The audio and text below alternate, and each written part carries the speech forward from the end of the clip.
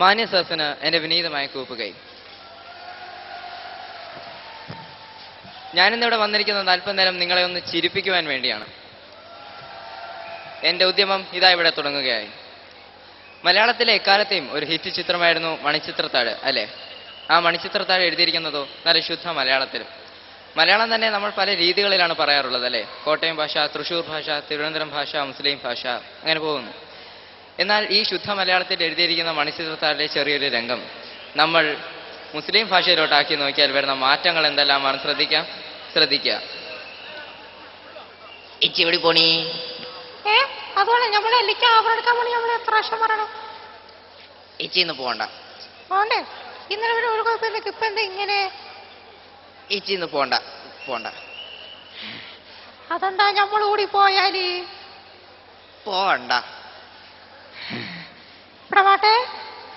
ഇവിടെ മാട്ടെ കള്ളഹാമുക്ക് വിമാനം നമ്മളെ സ്ഥലത്തോടെ ഇവിടെ മാട്ടെ. ഇന്നേക്ക് ഒന്ന് ഞാൻ കൊന്നേ കൊടുത്ത് ഇവിടുത്തെ ആട്ടും കൂട്ടോട്ട് എടുക്കണേ. എന്റെ ബേബിയേ.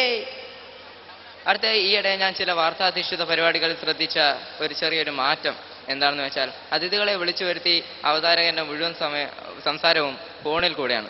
മനസ്സിലായില്ല? കാണിച്ചു തരാം. നമസ്കാരം, എന്തോ വിഷം ന്യൂസ് കവറിലേക്ക് സ്വാഗതം. പ്രശസ്ത കവി നീലകണ്ഠൻ ഇന്ന് രാവിലെ പരേതനായി. അദ്ദേഹത്തിന്റെ ബാല്യകാല സുഹൃത്തായ ശ്രീ കുട്ടിക്കൃഷ്ണൻ നമ്മോടൊപ്പം കൂടെയുണ്ട്. കുട്ടിക്കൃഷ്ണൻ, വളരെ നന്ദി സ്റ്റുഡിയോയിലെത്തിയതിന്. കുട്ടിക്കൃഷ്ണൻ, നമുക്ക് കുട്ടിക്കൃഷ്ണനോട് ചോദിക്കാം, എന്തായിരുന്നു താങ്കളും അദ്ദേഹവും തമ്മിലുള്ള ബന്ധം? നീലകണ്ഠനെ പറ്റി പറയുകയാണെങ്കിൽ തിരിച്ചു വരാം. നമ്മോടൊപ്പം പ്രശസ്ത ഗായകൻ ശ്രീ കെ ജെ യേശുദാസ് കൂടെയുണ്ട്. വളരെ നന്ദി കെ ജെ യേശുദാസ്. നമുക്ക് തിരിച്ചെത്താം കുട്ടിക്കൃഷ്ണനിലോട്ട്. എന്തായിരുന്നു താങ്കളും അദ്ദേഹവും തമ്മിലുള്ള ബന്ധം? നീലകണ്ഠനെ പറ്റി പറയുകയാണെങ്കിൽ തിരിച്ചു വരാം. നമ്മോടൊപ്പം പ്രശസ്ത ഗായിക ശ്രീ കെ എസ് ചിത്ര കൂടെയുണ്ട്. വളരെ നന്ദി കെ എസ് ചിത്ര. നമുക്ക് തിരിച്ചെത്താം കുട്ടിക്കൃഷ്ണനോട്ട്. അദ്ദേഹത്തെ കുറിച്ചുള്ള ബാല്യകാല സ്മരണകൾ എന്താണ് കുട്ടിക്കൃഷ്ണൻ? നീലകണ്ഠനെ പറ്റി പറയുകയാണെങ്കിൽ തിരിച്ചു വരാം. ഇതാണ് നടക്കുന്നത്. ഈയിടെയായിട്ട് ഞാനൊരു ഗവേഷണം നടത്തി. ഗവേഷണ വസ്തുക്കൾ നമ്മുടെ സിനിമാ താരങ്ങൾ തന്നെയായിരുന്നു. അവയിൽ ഒരു രാഷ്ട്രീയക്കാരൻ ഒളിഞ്ഞിരിപ്പുണ്ടെന്ന് ഞാൻ ഗവേഷണത്തിന്റെ ഫലമായി കണ്ടെത്തി. അതിൻ്റെ ഫലം ഞാൻ നിങ്ങളുടെ മുമ്പിൽ ഇതാ സമർപ്പിക്കുകയാണ്. ആദ്യമായിട്ട് ഗോഡ് ഫാദറിലെ അഞ്ഞൂറാൻ എന്ന കഥാപാത്രത്തെ അനുസ്മരിച്ച് അഭിനയിച്ച ശ്രീ NN പിള്ളൈ ആരായി മാറുമെന്ന് നമുക്ക് നോക്കാം. അയ്യോ, ഞാൻ മറക്കണമെന്നു എൻ്റെ കൺമുമ്പിൽ വെച്ച നൂരാമിനെ അമര വെട്ടി കൂട്ടിയത് ഞാൻ മറക്കണോടോ. ഞാൻ പപ്പിക്കുട്ടി വലിയ പോയും ചേച്ചിട്ടിറങ്ങിയില്ല. ഞാൻ അടുത്തായി ശ്രീ മുരളി ആരായി മാറുമെന്ന് നമുക്ക് നോക്കാം. Good evening mister Nair. താങ്കൾ എന്തിനാണ് ഇപ്പോൾ ഇങ്ങോട്ട് വന്നതെന്ന് എനിക്ക് അറിഞ്ഞുകൂടാ. വല്ല ഗൂഢോദ്ദേശത്തോടെയാണ് താങ്കൾ ഇപ്പോൾ ഇവിടെ വന്നതെങ്കിൽ ഒരു കാരണവശാലും തടികേടാകാതെ ഇവിടെ ഒന്ന് പോകാൻ പറ്റുകയില്ല. അടുത്തായി ശ്രീ ബാബു നമ്പൂതിരി ആരായി മാറുമെന്ന് നമുക്ക് നോക്കാം. സത്യത്തിൽ വെള്ളത്തിന്റെ കാര്യം വളരെ കഷ്ടത്തിലാണ്. ഇങ്ങനെ പറ്റി പൈസ ഇല്ല. ഞാൻ ലഡാക്കിലെ കൊടും ചൂടി ചെന്ന് ഞാൻ പാകിസ്ഥാനോട് ശരിക്കും ഈയിടെ ആയിട്ടാണ് റിയാലിറ്റി ഷോ TV-യെ പിടിച്ച് ഇത്രയും കുലുക്കാൻ തുടങ്ങിയതല്ലേ. പണ്ടത്തെ നടന്മാരെല്ലാം പ്രശസ്തരായത് റിയാലിറ്റി ഷോയിലൂടെ അല്ലായിരുന്നു, അവരുടെ സ്വന്തം കഴിവുകൊണ്ടായിരുന്നു.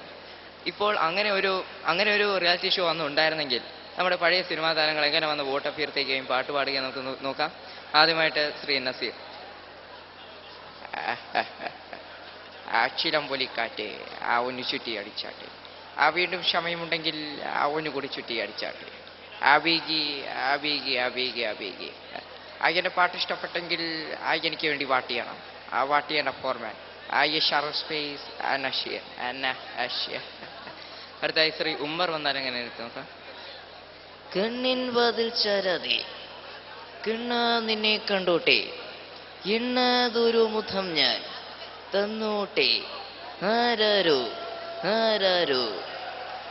അടുത്തായി ശ്രീ ജയൻ വന്നാൽ എങ്ങനെയായിരിക്കും നമുക്ക് നോക്കാം. കസ്തൂരി മാമ്പഴം മലർശരമെയ്തു, എൻ്റെ നീഹാര സ്വപ്നങ്ങൾ അവൾ തകർത്ത് കളഞ്ഞു. എൻ്റെ പാട്ട് ഇഷ്ടപ്പെട്ടെങ്കിൽ എനിക്ക് വേണ്ടി വോട്ട് ചെയ്യണം. വോട്ട് ചെയ്യേണ്ട ഫോർമാൻ സ്പേസ് ജയൻ. അടുത്തതായി അവസാനമായിട്ട് ഒരു വെടിക്കെട്ടാണ്.